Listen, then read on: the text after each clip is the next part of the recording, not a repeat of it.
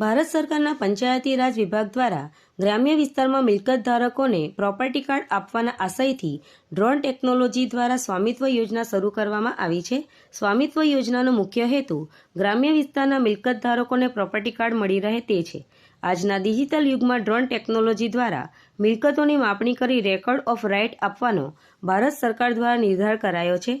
કેન્દ્રીય પંચાયતી રાજ મંત્રાલય તથા ગુજરાત સરકારના મહેસૂલ વિભાગ તથા પંચાયત ગ્રામ ગૃહ નિર્માણ અને ગ્રામ વિકાસ વિભાગ દ્વારા આયોજિત સ્વામિત્વ કાર્ડ વિતરણ કાર્યક્રમ વડાપ્રધાન અધ્યક્ષસ્થાને વર્ચ્યુઅલ માધ્યમથી યોજાયો હતો. તે અંતર્ગત હાંસોટ તાલુકાના સુણેવ ખુર્દ ગામની નીલકંઠ વિદ્યાલય ખાતે મંત્રી ડોક્ટર કુબેર દિંડોરની પ્રેરક ઉપસ્થિતિમાં સ્વામિત્વ કાર્ડ વિતરણ કાર્યક્રમ યોજાયો હતો. જેમાં ઉપસ્થિત મંત્રી ડોક્ટર કુબેર દિંડોરે જણાવ્યું હતું કે સરકાર ગરીબો સહિત તેમની ચિંતા કરે છે. અમે રાજનીતિ માટે નહીં પણ બદલાવની રાજનીતિ માટે આવ્યા છે. 2014થી દેશના તમામ ક્ષેત્રોમાં બદલાવ જોવા મળી રહ્યો છે. ઉપસ્થિત ધારાસભ્ય ઈશ્વરસિંહ પટેલ, ડી.કે. સ્વામીએ પણ પ્રસંગોચિત ઉદ્બોધન કરતા ભારત સરકારની પ્રજાલક્ષી યોજનાઓને વર્ણવવા સાથે ભાવિ યોજનાઓની પણ માહિતી આપી હતી. આ પ્રસંગે વડાપ્રધાન મોદીના વર્ચ્યુઅલ સંબોધન ઉપસ્થિતોએ નિહાળ્યું હતું.